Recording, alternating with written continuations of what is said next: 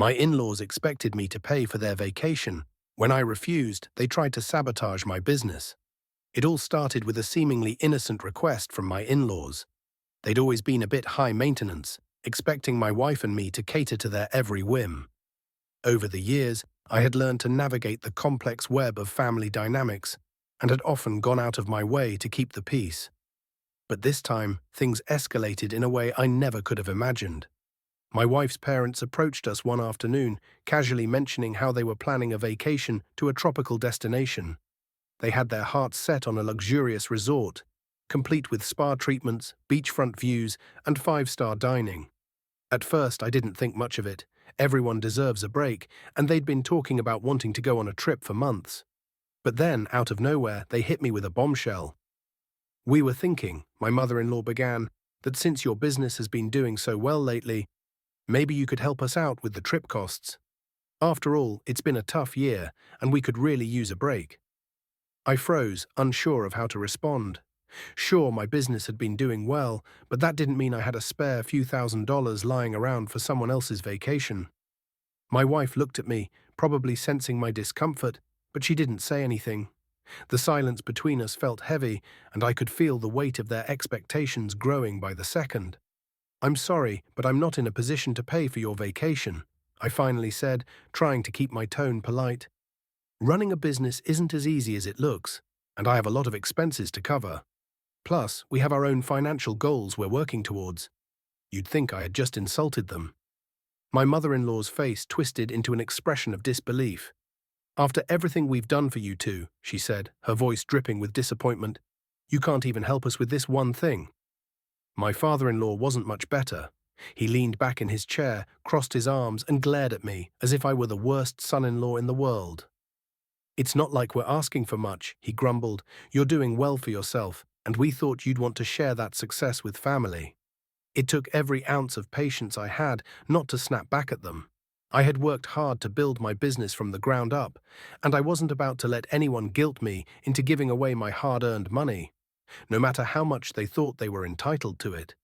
"I understand you want a vacation, and I'm sorry things have been tough for you, but I can't take on that kind of financial burden right now," I said firmly. "It's just not feasible." My refusal didn't go over well. They left shortly after, making it clear that they were unhappy with me. I figured the tension would blow over in a few days, that maybe they'd cool off and realize how unreasonable their request had been. But I was wrong. Things only got worse from there. A few days later, I started noticing strange things happening with my business.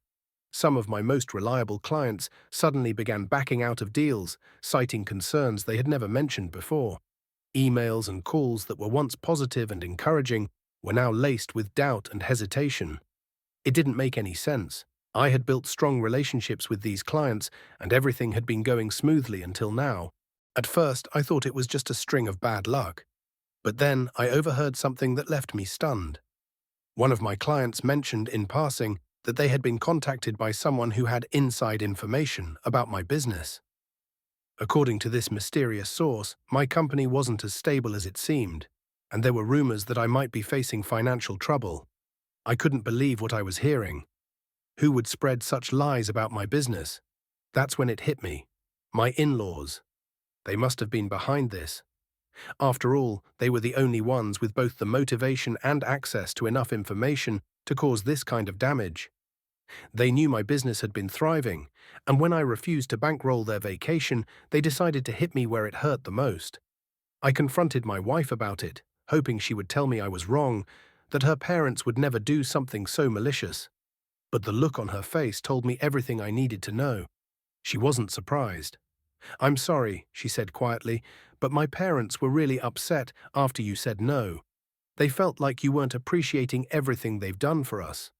I didn't think they'd actually try to sabotage your business, but—" I couldn't believe it. I had bent over backward for her family, doing everything I could to make them feel supported, and this was how they repaid me. By spreading lies and trying to tear down everything I had built.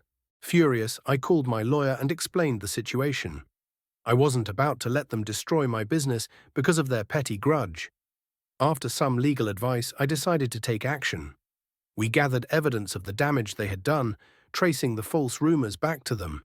It didn't take long to find out that they had been making phone calls to my clients, subtly planting seeds of doubt about my business and my financial standing. Once I had enough proof, I filed a lawsuit for defamation and interference with business relations. It was a drastic move, but I wasn't going to sit back and let them ruin my livelihood. When the legal papers were served, my in-laws were shocked. They hadn't expected me to fight back, especially not with something as serious as a lawsuit. Things got ugly fast. My wife was caught in the middle, torn between loyalty to her parents and the reality of what they had done.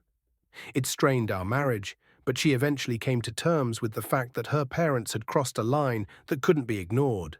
She stood by me, though it was difficult, and we prepared ourselves for a long legal battle.